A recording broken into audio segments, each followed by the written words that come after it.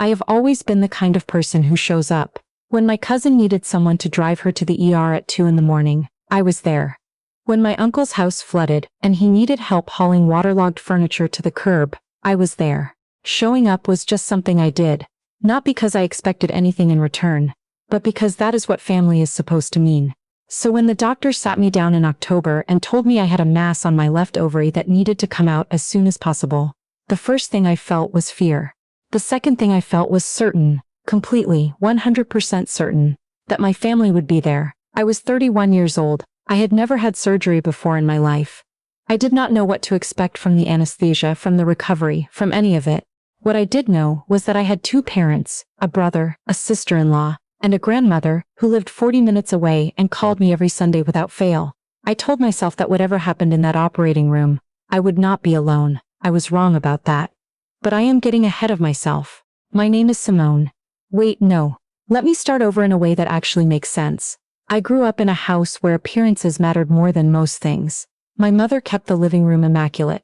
My father coached my brother's soccer team and never missed a single game. From the outside, we looked like the kind of family that had it all together. Holidays were big, loud, coordinated affairs with matching table settings and a guest list that expanded every year. My mother liked to say that we were close. She said it often enough that I started to believe it without ever really testing what that word meant. My brother. I'll call him by the name I've always used for him, which is just brother, because some people in this story don't deserve a spotlight, is 3 years older than me. He married his wife 6 years ago, and from the moment she entered the picture, something shifted in our household in a way I could never fully name. She was not a bad person. I want to be clear about that. But she had opinions, and my mother found those opinions endlessly fascinating, and slowly, gradually, the gravitational center of our family started drifting in a direction that did not include me. Little things at first. My brother's promotion dinner was catered. My promotion, a genuinely significant step up at the healthcare nonprofit where I worked, was acknowledged with a text that said "proud of you," followed by 3 balloon emojis. My sister-in-law's birthday was a reservation at a restaurant downtown that required 2 weeks' notice. My birthday, 2 years running, was a card that arrived 4 days late. I told myself I was being sensitive. I told myself that adulthood just meant people got busy. I told myself a lot of things. My grandmother saw through all of them. She was 74 years old and she had the kind of eyes that missed nothing. She had buried a husband, raised 4 children, and survived a breast cancer diagnosis at 68 with what she described as minimal drama and maximum prayer. She was not a woman who performed warmth. She simply had it, deep and steady and unconditional. When I called her on Sunday nights, she always picked up on the second ring. She always asked how I was sleeping. She was the only person in my family who understood that fine was not always the same as okay. When I called her after the doctor's appointment in October, she picked up on the first ring. I told her everything, the mass, the urgency, the scheduled surgery date, which was November 14th. She did not say "I'm sure it'll be fine" or "try not to worry." She said, "What time do you need me there?" I told her I hadn't even told my parents yet. She said, "Tell them tonight, and call me after."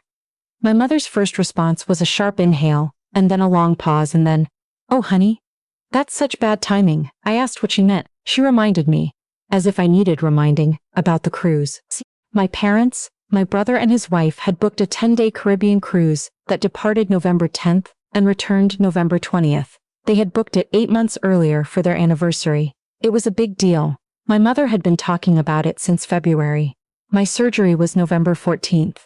"I'm sure the doctor can reschedule," my mother said. "These things are usually flexible." I told her that the doctor had been very clear. The mass needed to come out within the next 4 to 6 weeks, and November 14th was the earliest available date at the surgical center that took my insurance. I told her I had already asked about alternatives and there weren't good ones. There was another pause. "Well," she said, "we already paid the non-refundable deposit, all 4 of us." I sat with that for a moment. I let it land where it needed to land. Then I said I understood, said goodnight, and hung up. My father called back 20 minutes later. I thought for a moment that he was going to say something different. He had a way of being the quieter voice, the one who smoothed things over. He said he was sorry about the diagnosis and that he hoped everything would go well. He said he knew the timing was hard. Then he said that the cruise really had cost them a lot of money and that he hoped I would understand. I said I understood. I called my grandmother back. She listened to everything. Then she said quietly, "I'll be there, baby," every single day, and she was. She was in the waiting room at 6:45 in the morning on November 14th, an hour before my check-in time, wearing her good wool coat and carrying a tote bag with 2 bottles of water, a novel, a crossword puzzle book, and a small container of the oatmeal cookies she made every Christmas. She sat in that waiting room for 4 hours. When I came out of recovery, groggy and sore and disoriented, the first face I saw was hers. She held my hand while I cried. I was not crying from pain exactly, though everything hurt. I was crying because the drugs were wearing off, and the reality of what had just happened was setting in, and I had needed my mother, and she was somewhere in the Bahamas posting pictures of sunset cocktails. My grandmother did not tell me not to cry. She just held my hand and said, "I'm here. I've got you." She drove me home. She helped me up the stairs to my apartment. She had already arranged for a neighbor of hers, a retired nurse named Mrs. Calloway, to check in on me the days my grandmother couldn't be there herself. She had stocked my refrigerator with soft foods, soups she had made from scratch and frozen in labeled containers, applesauce, crackers, ginger tea. She had placed my prescription bottles on the bathroom counter with a handwritten note explaining which ones to take with food. My parents sent a text from the ship on the day of my surgery. It said, "Thinking of you today. Hope everything goes smoothly." So my brother sent a gif of a bear giving a thumbs up.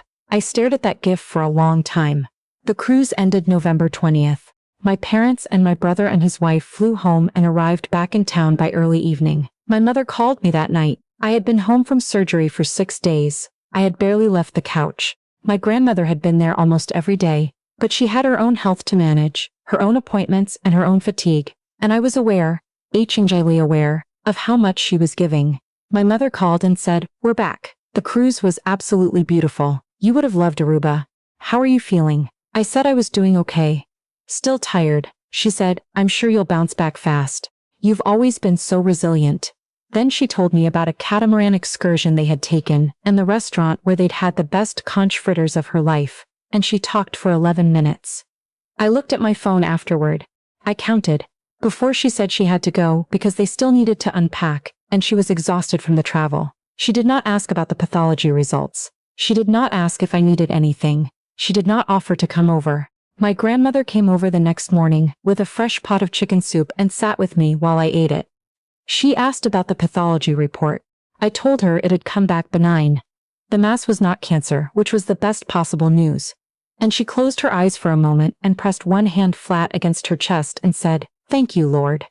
Then she opened her eyes and looked at me and said, "Did you tell your mother?" I said I'd texted her. My grandmother nodded slowly, in the way she had when she was thinking something she wasn't ready to say out loud yet. The weeks after surgery were hard in ways I hadn't anticipated. The physical recovery was one thing. I had been told to avoid lifting, to rest, to take it slow, and I was doing my best. But the emotional weight of it was something no one had prepared me for.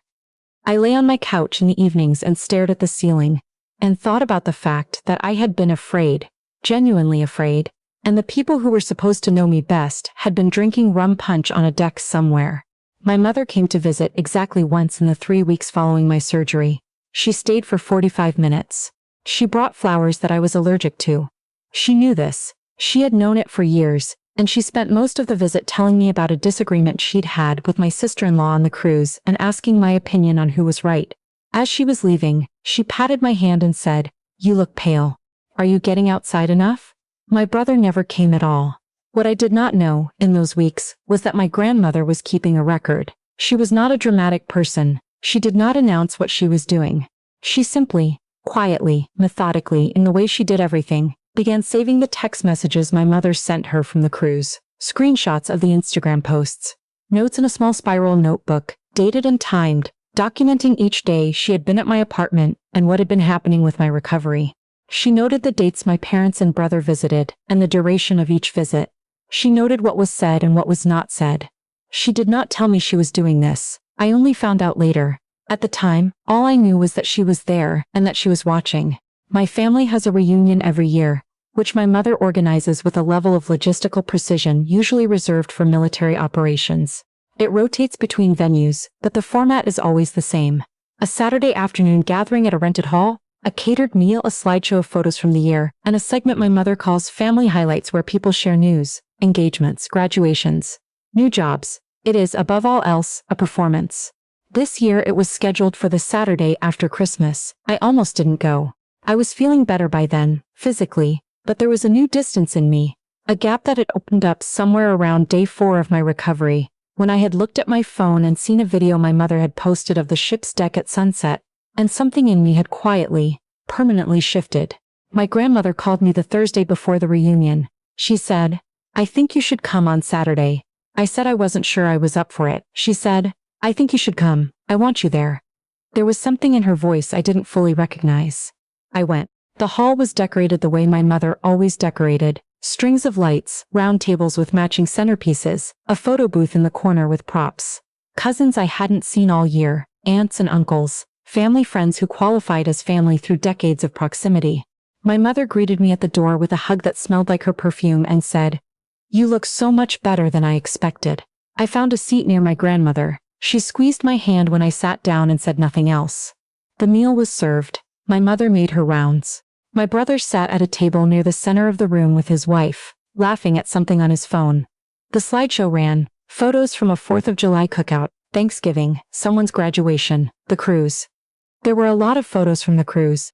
My mother had narrated them herself, and her voice was warm and happy. And I sat there and looked at the photos and remembered what my hospital room had looked like on the morning of my surgery. After the slideshow, my mother took the small wireless microphone and announced that it was time for family highlights. She called on people around the room. My cousin had bought a house. Another cousin had started a new job. My sister-in-law said something about a vacation they were already planning for spring. And my mother clasped her hands together and said, "Isn't that wonderful?" I was not called on. Then my grandmother stood up. She did it slowly, the way she did most things, with a kind of quiet deliberateness that made people pay attention simply because she never rushed. The room shifted toward her. She had been sitting at our table with her hands folded in her lap for the better part of an hour, and now she rose and my mother, reading the room, held the microphone out to her with a smile and said, "Mama, did you want to share something?" My grandmother took the microphone. She looked around the room for a moment, at the lights, at the faces, at the round tables and the centerpieces, and then she said, in her clear, even voice, "I do." She said she wanted to talk about something that had happened in our family this fall. She said she wanted to talk about her granddaughter. And she looked at me when she said it, and I felt my heart do something complicated. And she said she wanted to tell everyone what that fall actually looked like. She read from her phone, not dramatically. Not in a way that felt like a performance. She read in the same tone she used when she read scripture, which was careful and unhurried and impossible to interrupt. She read the dates. She read what she had done on each of those dates. She read what she had found in my refrigerator when she arrived the day before my surgery. Nothing but a half-empty jar of peanut butter and some leftover takeout. And what she had replaced it with. She read the dates my parents had called me from the cruise and the length of each call. She read the date and duration of my mother's one visit after the surgery. She read one of the text messages my mother had sent her from the ship on the day of my surgery. It said, "She'll be fine, Mama. She's always fine." Then she read the text my mother had sent from the Aruba port. "Having the most incredible time. Wish you were here." The room was very quiet. One of my mother's brothers said, slowly, "Mama, when was this?" My grandmother said, "November 14th. While this child was in surgery, I was alone in a waiting room for 4 hours. My mother said, "That is not fair. We had already paid." My grandmother said, calmly, "I know what you paid. I'm not talking about money." My brother said something about how no one had asked her to document everything, like she was building a case. And my grandmother turned to look at him with an expression I had seen exactly once before in my life. The summer I was 9, and a neighbor's son had broken my bicycle on purpose and lied about it. And my brother stopped talking. My grandmother said she was not there to punish anyone. She said she was there because she had watched something happen to her granddaughter that year, and she had decided she would not let it be forgotten. She said that family was not the people who shared your blood. Family was the people who showed up when showing up cost them something. She looked at me again when she said that last part. The room stayed quiet for a moment after she sat down. Then 2 of my cousins, women I had been close to in childhood and had drifted from in adulthood, came around the table and hugged me. One of them was crying. I was crying. My grandmother sat there with her hands folded again, composed, as if she had simply said what needed to be said. My mother did not speak to me for the rest of the evening. My father came over and sat next to me for a moment and said quietly, "I'm sorry, baby." It was the first time he had said that.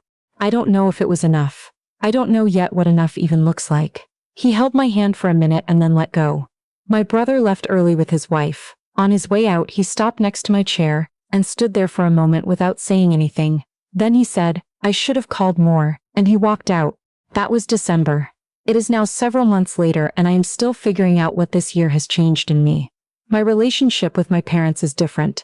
Not ended, I don't think that's where I am, but different in the way that a bone healed differently, after a break, is still a bone, still functional, but not the same shape it was before. What I know is this: I had major surgery, and I was afraid, and my grandmother drove 40 minutes at 6 in the morning, and sat in a waiting room for 4 hours so that the first face I saw when I woke up would be a face I loved. She stocked my refrigerator. She kept notes in a spiral notebook, because she wanted there to be a record. She wanted someone. Eventually, when the time was right to know what had really happened, she told me afterward that she had been praying about the right moment for months. She said she had not wanted to shame anyone. She had wanted to make sure that the people she loved most understood what they had done. Not so they would feel bad about it forever, but so it could not be quietly erased the way so many things in families get quietly erased. The truth doesn't need to be mean, she told me. It just needs to be said. I think about that a lot. I think about how many things in families never get said. How many hurts get smoothed over at holiday dinners and turned into inside jokes and eventually forgotten. Not because they stopped mattering, but because everyone agreed, silently, to let them go. I had let a lot of things go over the years. The birthday cards that came late. The dinners that were catered for one child and texted to another. The pattern I had told myself I was imagining. I was not imagining it. My grandmother saw what I could not bring myself to fully see. And when the moment came, she stood up in a room full of people who loved their own comfort more than the truth. And she said what she had written down in her spiral notebook. And she did not apologize for it. I am 31 years old and I have finally learned what the word family is supposed to mean. Not from a Hallmark card. Not from a holiday dinner with matching table settings. From a 74-year-old woman in a good wool coat who showed up at 6:45 in the morning with oatmeal cookies and 2 bottles of water, because she knew I was scared, and she had decided that I would not be scared alone.